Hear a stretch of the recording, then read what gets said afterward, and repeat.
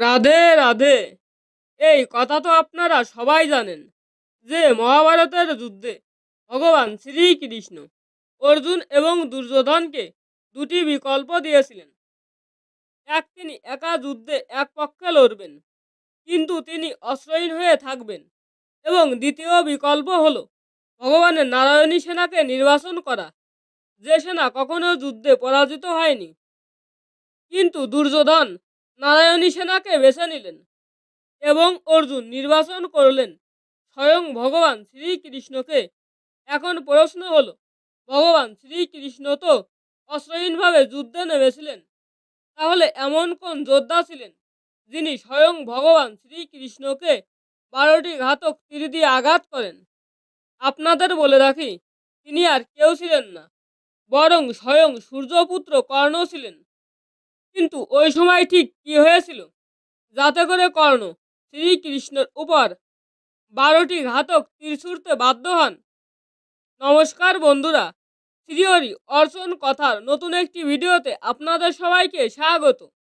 আপনাদের কাছে একটি ছোট্ট অনুরোধ, এই চ্যানেলটিতে নতুন হয়ে থাকলে চ্যানেলটিকে সাবস্ক্রাইব করতে ভুলবেন না। এই ঘটনাটি ঘটেছিল যুদ্ধের 17তম দিনে, যখন কর্ণ ও অর্জুন একে অপরের সম্মুখে ছিলেন। দুই ভাইয়ের মধ্যে হচ্ছিল ভয়ঙ্কর যুদ্ধ। দুই যোদ্ধাই একে অপরের ওপর একাধিক অসীম শক্তি প্রয়োগ করছিলেন। যুদ্ধে আকাশ বিস্ফোরণে ঢেকে গিয়েছিল।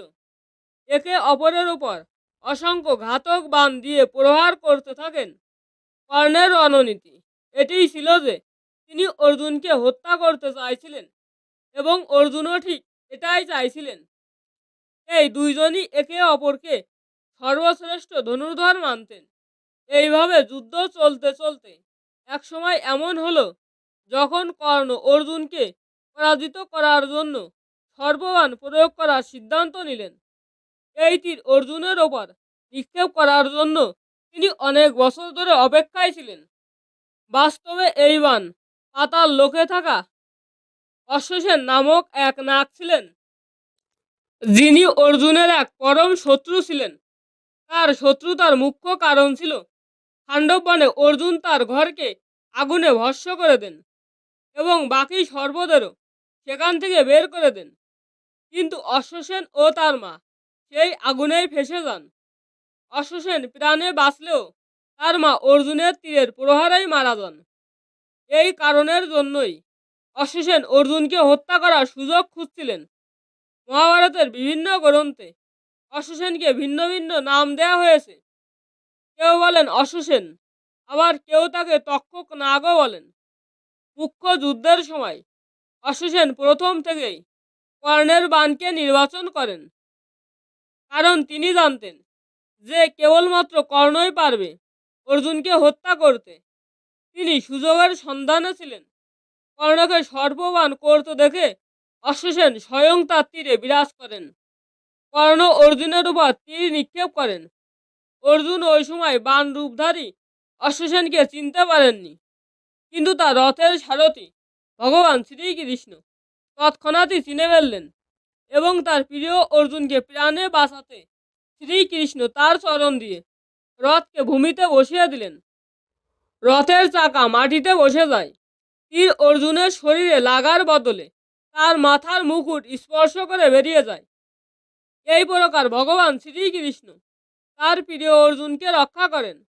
অর্জুন ও ভগবান শ্রীকৃষ্ণ রথের বসে যাওয়া চাকা উত্তোলন করার জন্য রথ থেকে নেমে পড়লেন। তখনই সুযোগ বুঝে কর্ণ অর্জুনের ওপর প্রহার করা শুরু করেন। তখনই ঢাল হয়ে দাঁড়ালেন স্বয়ং ভগবান শ্রীকৃষ্ণ। ওই সময় কর্ণের দ্বারা নিক্ষেপ করা 12টি ঘাতক তীর এক এক করে বিঁধে যায় শ্রীকৃষ্ণের শরীরে। সম্পূর্ণ সৃষ্টির রচয়িতা ভগবান বিষ্ণুর পূর্ণ অবতার স্বয়ং ভগবান শ্রীকৃষ্ণ বাণের পীড়া সহ্য করে গেলেন। এরপর ভগবান শ্রীকৃষ্ণ অর্জুনকে অশ্বসেনের কথা বললেন। অর্জুন 6টি তীরের সহায়তায় অশ্বসেনকে টুকরো টুকরো করে দেন এবং এইভাবেই ভগবান শ্রীকৃষ্ণ পীড়া সহ্য করে পরম প্রিয় অর্জুনকে রক্ষা করেন। তো বন্ধুরা, আশা করছি আজকের এই ভিডিওটি আপনাদের ভালো লেগেছে। ভিডিওটি ভালো লেগে থাকলে ভিডিওটিতে একটি লাইক ও শেয়ার করতে ভুলবেন না এবং পৌরাণিক সংক্রান্ত আরও তথ্য পেতে শ্রীহরি অর্চন কথা চ্যানেলটিকে সাবস্ক্রাইব করতে ভুলবেন না। তাহলে আজকের মতোই এই পর্যন্ত। দেখা হচ্ছে পরবর্তী কোনো ভিডিওতে। সবাই ভালো থাকুন, সুস্থ থাকুন। রাধে রাধে।